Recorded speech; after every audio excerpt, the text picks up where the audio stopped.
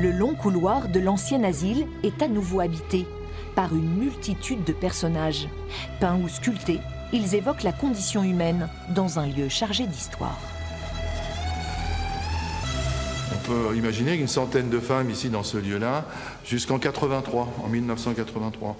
Alors ça nous paraissait important d'accueillir ici des œuvres, c'est-à-dire un peu une démarche plus pacifiée, plus douce, dans un lieu chargé de tellement de souffrances, de tragédies. José Sagit et Joël Delaunay connaissent bien les lieux. Il y a 30 ans, ces deux infirmiers ont créé les premiers ateliers d'art-thérapie au sein de l'hôpital psychiatrique, avant d'imaginer un festival baptisé Art et Déchirure qui pourrait exposer ces œuvres. En 3 décennies, ils ont accumulé une collection qui sera désormais exposée de manière pérenne dans ce musée d'art singulier. Les œuvres émanent de patients hospitalisés, mais aussi et surtout d'artistes instinctifs, inventifs, éloignés des codes traditionnels. Ce sont beaucoup de gens qui sont autodidactes. Ce pas des gens qui ont une formation artistique particulière. Et ce sont tous des... On dit musée d'art singulier parce que ce sont tous des singuliers. Ils ne se rattachent à aucune chapelle, à aucun groupe esthétique ou esthétisant. C'est difficile à exposer. Présenter ça chez soi, c'est pas simple, pour la raison que vous indiquiez, c'est quand même assez sombre. Et donc, en général, le marché traditionnel ou les galeries n'accueillent pas ces œuvres-là. Donc nous, c'est pertinent qu'on puisse proposer des lieux pour les accueillir, et donc ils sont très très heureux de ça.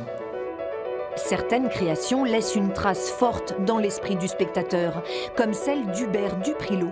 L'artiste a imaginé cette œuvre après un séjour à l'hôpital psychiatrique. Quand j'ai fait cette bouffée délirante, ce petit écart, je voulais... en fait, c'était en plein printemps arabe et j'avais cru que le monde allait changer, quoi. Je regardais la télé, je disais, ah bah ouais, mais ouais, tout le monde se révolte, ça y est, ça a changé. Non, évidemment, c'est plus compliqué que ça. Et donc du coup, bah, c'est en fait cette société qui essaye de trouver une solution, puis moi, quoi, en fait, qui est cette espèce de personnage qui voudrait soulever tout ça, puis qui n'y arrive pas, quoi, en fait. Un peu une sorte de Sisyphe, quoi. Il a monté la montagne et il vient de dégringoler en bas, en fait, en gros, quoi. Mountain, lui, produit une œuvre atypique et intuitive, libérée des contraintes académiques. En réalisant leur rêve d'ouvrir un musée, ils viennent de réaliser le mien, d'avoir un lieu qui me parle, qui me colle, avec une vraie place, quoi. Et pourquoi c'est un lieu qui te parle? Parce que c'est un lieu où on mettait les gens différents. Donc il y a un petit peu le problème en fait, d'avoir un lieu à part pour les gens à part. Mais on en est toujours là, quoi. Mais au moins c'est une place. Le musée ouvrira ses portes tous les jours pendant le festival, puis tous les week-ends, dans une volonté de faire partager au plus grand nombre cet art singulier.